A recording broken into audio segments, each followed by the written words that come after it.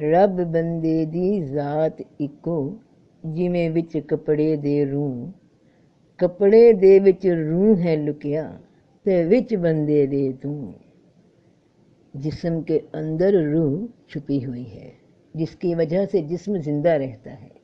रूह निकल गई तो जिस्म बेजान हो गया, यानी जिस्म रूह की वजह से मतहर्रक था, हरकत में था। उसी तरह रूह के अंदर रब का अमर मौजूद है। रूह जिंदा रहती है जब तक उसमें रब का जलवा मौजूद हो, और जो रूह अपने रब को भूल जाती है वो मुर्दा हो जाती है।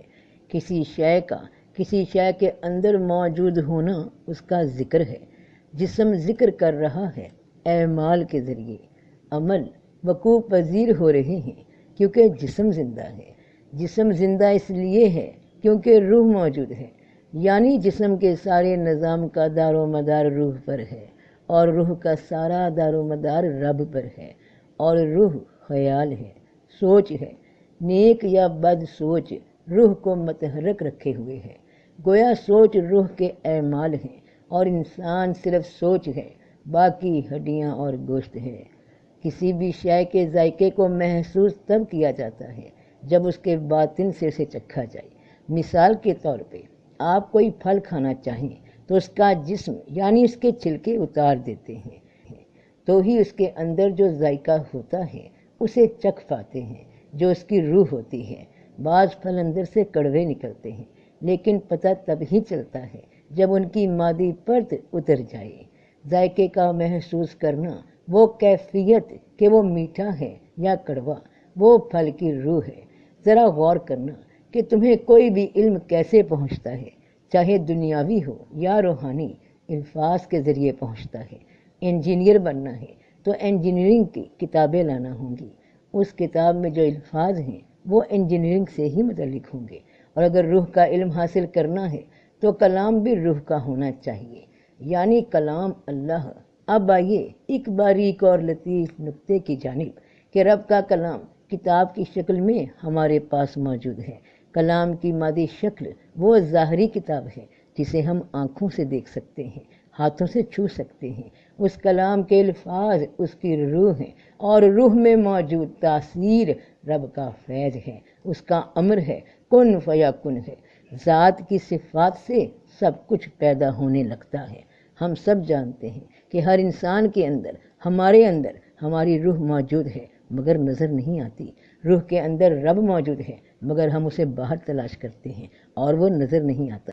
तब तक नज़र नहीं आएगा जब तक ज़ाहरी जिस्म से बाहर ज़ाहरी हवासों के ज़रिए से तलाश करेंगे। वो तब ही नज़र आएगा जब जिस्म से अंदर रूह के कान उसे सुने, रूह की आँख उसे देखे, रूह की समझ यानी मन उसे तलाश करे। क्योंकि जो शय जिसके अंदर हो उसी की जुस्तजू उसे लाजमी हो जाती है।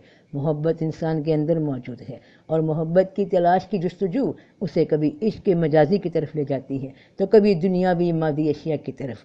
सब कुछ मिल जाने के बाद भी ये प्यास, ये तलाश ख़त्म नहीं होती, क्योंकि उसकी असल रब ताला है। तो जब तक बंदा इश्क हकीकी तक नहीं पहुँचता उसे आराम और सुकून नहीं आता। और सुकून तब मिलता है जब अल्लाह की याद कायम हो, और अल्लाह की याद कायम तब होती है जब इंसान अपनी रूह से करीब हो। तो अपनी रूह तक पहुँचना है तो रब के कलाम तक पहुँचना होगा। रब का कलाम ही वो वाहिद पुल है जो बंदे की और रब की मुलाकात का ज़रिया है। जब कलाम दिल में उतरने लगे तो उसकी तासीर चारों जानिब से रूह को घेर लेती है, और फिर इस मुलाकात का जायका महसूस होता है जो मीठा ही मीठा है, खैर ही खैर है। पूरी कायनात में अल्लाह की निशानियाँ मौजूद हैं, मगर अंधों को नज़र नहीं आती।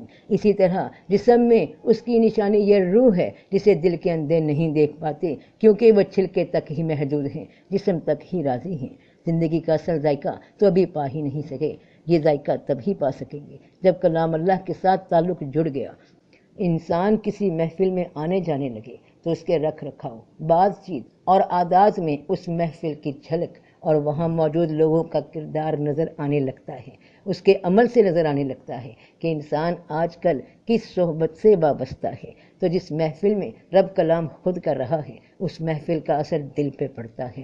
انسان اپنے میزبان سے متعارف ہوتا ہے، بندہ اپنے رب سے متعارف ہوتا ہے۔ اللہ کے کلام کی محفل وہ محفل ہے جہاں اللہ کے نبی، پیغمبر اور رسول صلی اللہ علیہ وسلم تشریف فرما ہیں، جہاں اللہ کے ولی بیٹھتے ہیں۔ اس محفل سے جڑ جانے کے بعد انسان اپنی اصل سے جڑ جاتا ہے۔ اللہ کی تلاش کرنا ہے تو اپنے من میں جھانکو، وہ وہاں موجود ہے، انتظار کر رہا ہے اپنے بندے کا کہ کب لوٹتا ہے اپنی اصل کی جانب۔